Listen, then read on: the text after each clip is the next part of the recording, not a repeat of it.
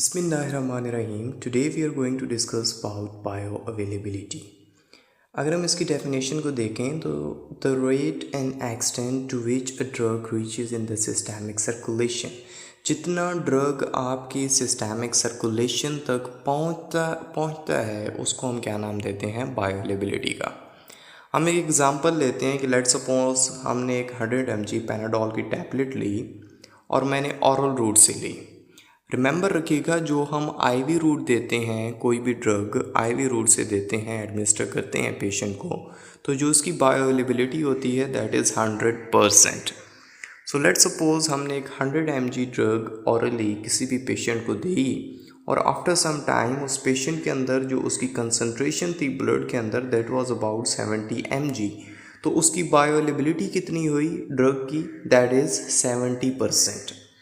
So important क्या होगा, एक इम्पॉर्टेंट पॉइंट यहाँ पे मेंशन्ड है कि important for calculating non IV drug doses, bio availability हम उनकी मेजर करते हैं जो हम ड्रग को एडमिनिस्टर करते हैं, बट कौन से रूट से, other than that of the oral route, other than that of the IV route. जो आईवी रूट से हम कोई भी ड्रग एडमिनिस्टर करेंगे तो उसकी बायो अवेलेबिलिटी 100% होती है।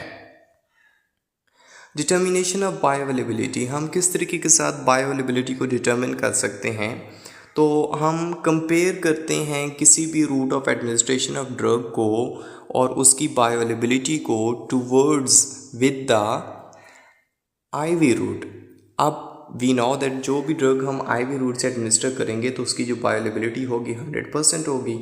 तो हम अपने कोई भी ड्रग को आईवी रूट से, आईवी रूट का तो हमें पता है कि वो 100% है, और दूसरा हमने ऑरल रूट दे दिया या ट्रांसडर्मल दे दिया या any other route of administration of drug other than that of IV हमने एडमिनिस्टर कर दिया पेशेंट को, और आफ्टर सम टाइम हम उसकी मेजर करेंगे प्लाज्मा के अंदर उसकी ड्रग की कंसनट्रेशन, और उसको हम ड्रा करेंगे, एक ग्राफ बनाएंगे, और उस ग्राफ के अंदर डोज और टाइम के दरमियान या प्लाज्मा कंसंट्रेशन और टाइम के दरमियान हम एक ग्राफ ड्रा करेंगे, और उसमें हमारे पास दो कर्व्स आएंगी।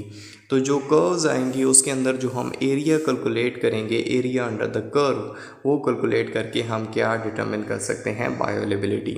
तो simply a mean area under the curve, तो इसकी जो बायो अवेलेबिलिटी का फार्मूला होता है that is AUC oral over AUC IV multiply 100%। क्या मतलब कि एरिया अंडर द कर्व जो आपके पास आया है जब आपने ड्रग को एडमिनिस्टर किया है थ्रू ऑरली, और एरिया अंडर द कर्व जब आपने ड्रग को एडमिनिस्टर किया है थ्रू IV रूट, उसको मल्टीप्लाई आप करेंगे 100% से, तो आपके पास बायो अवेलेबिलिटी आ जाएगी। या सिंपली अगर हम इसके फैक्टर्स को डिस्कस करें कि कौन कौन से फैक्टर्स हैं जो कि इफ़ेक्ट करते हैं बायो अवेलेबिलिटी को, तो नंबर 1 है that is the first cause hepatic metabolism, number 2 is the solubility of the drug, number 3 is the chemical instability, and number 4 is the nature of drug formulation. तो one by one हम इसको discuss करते हैं। पहला है कि first pass hepatic metabolism. जब भी ड्रग हमारे जीआई ट्रैक से एब्जॉर्ब होती है तो इससे पहले कि वो जाए सिस्टमिक सर्कुलेशन के अंदर, सबसे पहले वो पोर्टल सर्कुलेशन से होती हुई किसके पास जाती है जी, लिवर के पास जाती है। तो लिवर उस ड्रग को क्या करता है, मेटाबोलाइज, और मेटाबोलाइज करने के बाद वो ड्रग जाएगी सिस्टमिक सर्कुलेशन के अंदर। तो अगर हमने कोई भी ऐसी ड्रग ली जिसका जो फर्स्ट पास मेटाबॉलिज्म था, लिवर के अंदर उसका मेटाबॉलिज्म था वो ज़्यादा था, तो ज़्यादा से ज़्यादा ड्रग जो है वो वेस्ट हो जाएगी in the metabolism with in the liver. तो कम जो ड्रग होगी वो सिस्टमिक सर्कुलेशन तक पहुंच पाएगी। तो इस वजह से जिस ड्रग का फर्स्ट पास हेपेटिक मेटाबॉलिज्म ज़्यादा होगा उस ड्रग की बायो अवेलेबिलिटी कम होगी, और ऐसी ड्रग्स को हम यूजुअली आईवी रूट ही एडमिनिस्टर करते हैं, या other than that of oral route हम एडमिनिस्टर करते हैं। फॉर एग्ज़ाम्पल हमारे पास है नाइट्रोग्लिसरीन, और ब्रांड नेम एनजीसिड के नाम से आती है कॉमनली मार्केट के अंदर। तो इसको हम सबलिंगुअली देते हैं to avoid the first pass metabolism का इफ़ेक्ट। एक्चुअली होता ये है कि अगर नाइट्रोग्लिसरीन को हम ऑरली एडमिनिस्टर करें तो 90% ऑफ द ड्रग जो होगी वो वेस्ट हो जाती है या यू कैन से मेटाबोलाइज हो जाती है with in the liver. Only 10% of the drug reach कर पाती है सिस्टमिक सर्कुलेशन के अंदर। तो इस वजह से हम अवॉइड करते हैं इसके लिवर के मेटाबॉलिज्म को अवॉइड करने के लिए हम जो एनजीसिड की टैबलेट्स हैं नाइट्रोग्लिसरीन की उसको हम सबलिंगुअली एडमिनिस्टर करते हैं। Number second is the solubility of the drugs. Drug की सॉल्युबिलिटी भी बहुत ज़्यादा इम्पैक्ट डालती है किसके ऊपर जी, बायोअवेलेबिलिटी के ऊपर। रिमेंबर रखिएगा कि अगर तो ड्रग वेरी हाइड्रोफिलिक है तो हाइड्रोफिलिक ड्रग की एब्जॉर्प्शन नहीं होगी। रीज़न क्या है?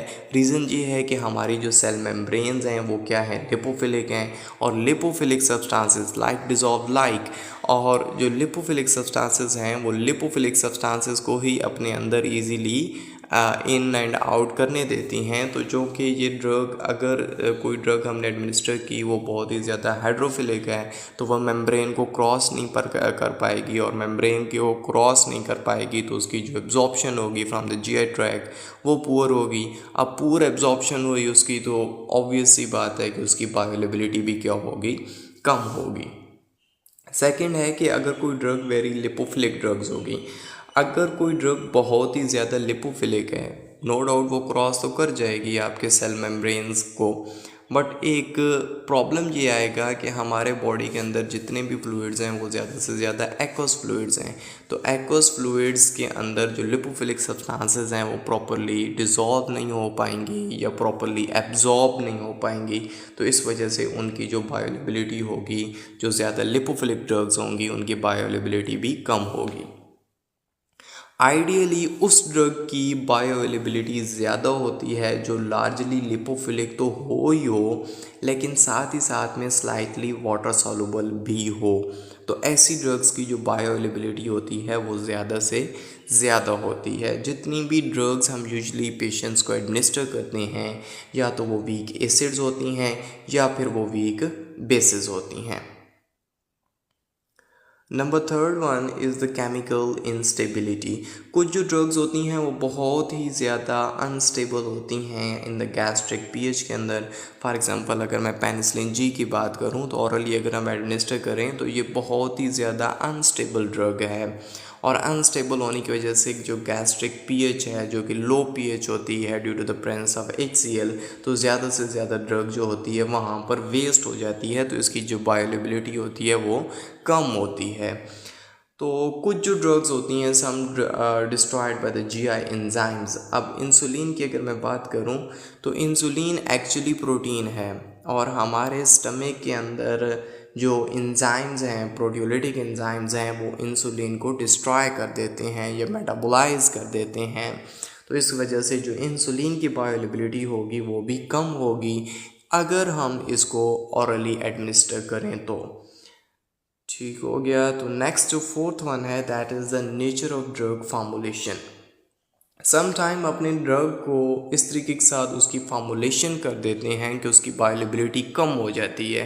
फॉर एग्ज़ाम्पल हमने ड्रग को फार्मूलेशन इस तरीके के साथ की कि उसका पार्टिकल साइज़ बहुत ज़्यादा बड़ा कर दिया, तो पार्टिकल साइज़ के बड़े होने की वजह से उसकी एब्जॉर्प्शन कम होगी। अब जब एब्जॉर्प्शन कम होगी तो ऑब्वियस सी बात है बायोअवेलेबिलिटी भी क्या होगी, कम होगी। या कुछ ड्रग्स होती हैं कि वो सॉल्ट फॉर्म इन्फ्लुएंस करती है सॉल्युबिलिटी को, तो सॉल्युबिलिटी कम होगी तो ऑब्वियस है बायोअवेलेबिलिटी कम होगी। या कुछ ड्रग्स होती हैं वो क्रिस्टल बना देती हैं विद इन द ब्लड, या we can say crystal polymorphism show करती हैं, तो उसकी वजह से जो ड्रग है उसकी डेजोल्यूशन कम हो जाती है, और डेजोल्यूशन कम होगी तो बायोअवेलेबिलिटी कम होती है। सिमिलरली कुछ जो एक्सीपिएंट्स होते हैं जो हम टैबलेट्स के अंदर या डिफरेंट मेडिसिन के अंदर डालते हैं ताकि उसके बल्क को इंक्रीज़ किया जा सके या डिफरेंट स्टमक की एसिडिटी से बचाया जा सके, जैसे कि इंटैरिक कोटेड टैबलेट्स होती हैं, तो वो एक्सीपिएंट्स भी एब्जॉर्प्शन के ऊपर बहुत ज़्यादा असर डालती हैं। और यू नो कि एब्जॉर्प्शन ड्रग की कम होगी तो ऑब्वियस सी बात है कि बायोअवेलेबिलिटी ड्रग की कम होगी। So this was all about bioavailability.